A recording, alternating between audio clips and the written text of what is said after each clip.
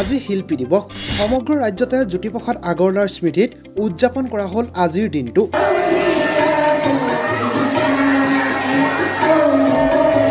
ৰাজ্যৰ বিভিন্ন স্থানৰ লগতে যোৰহাটৰ চিনামৰা জাতীয় বিদ্যালয়ত উদযাপন কৰা হ'ল শিল্পী দিৱস।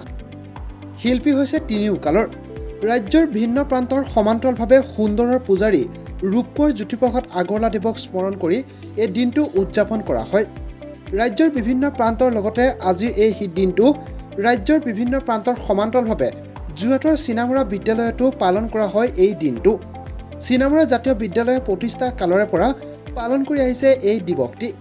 আজিৰ এই অনুষ্ঠানটিত প্ৰথমে ছাত্ৰ ছাত্ৰী শিক্ষক শিক্ষয়িত্ৰীসকলৰ লগতে সঞ্চালক দিব্যজ্যোতি শৰ্মাই ৰূপকোঁৱৰ জ্যোতিপ্ৰসাদ আগৰৱালাৰ প্ৰতিচ্ছবিত বন্তি প্ৰজ্বলন কৰাৰ লগতে মাল্য অৰ্পণ কৰে।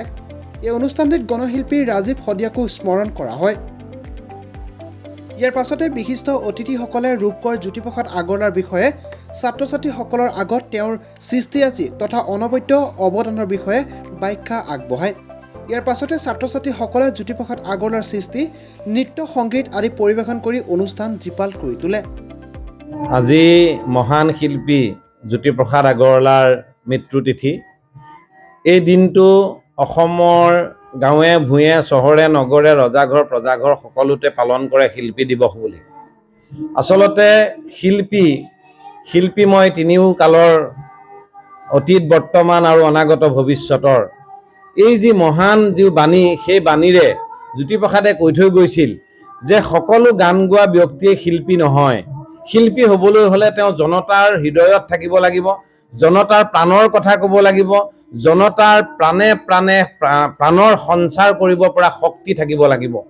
আৰু সেই তেনেকুৱা এজন শিল্পী জ্যোতিপ্ৰসাদ আগৰৱালা, বিষ্ণু ৰাভা, ভূপেন হাজৰিকা বা আজি ৰাজীৱ শদিয়ালৈকে, আজি ৰাজীৱ শদিয়া আমাৰ মাজত নাই, এই মুহূৰ্ততে শিল্পী দিৱসৰ এই প্ৰাক মুহূৰ্তত এইজন ব্যক্তিলৈ, এইজন যুৱকলৈ মোৰ আচলতে সশ্ৰদ্ধ প্ৰণিপাত নিবেদন কৰিছোঁ।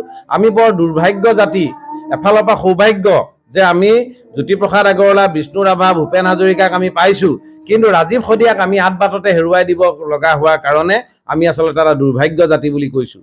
কাৰণ নতুন প্ৰজন্মৰ মাজত আজি আপোনালোকে দেখিছে যি প্ৰসিদ্ধ শিল্পী বুলি নিজকে, মই জনপ্ৰিয় বুলি নকওঁ, প্ৰসিদ্ধ মানে গায়ক, আজি গায়কে এজন গণশিল্পীৰ মৃত্যুত তেওঁ শোক প্ৰকাশ কৰিবলৈ তেওঁ থেৰু গেৰু লগাইছে। তো তেনেকুৱাবিলাক কি শিল্পী মনৰ শিল্পী হ'ব। কিন্তু আজি যিজন শিল্পীৰ আমি ইয়াত আজি পাতিছোঁ, সোঁৱৰণি দিৱস পাতিছোঁ, জ্যোতিপ্ৰসাদ আগৰৱালা, সেই জ্যোতিপ্ৰসাদ আগৰৱালাই আমাক বহুত দি থৈ গৈছে।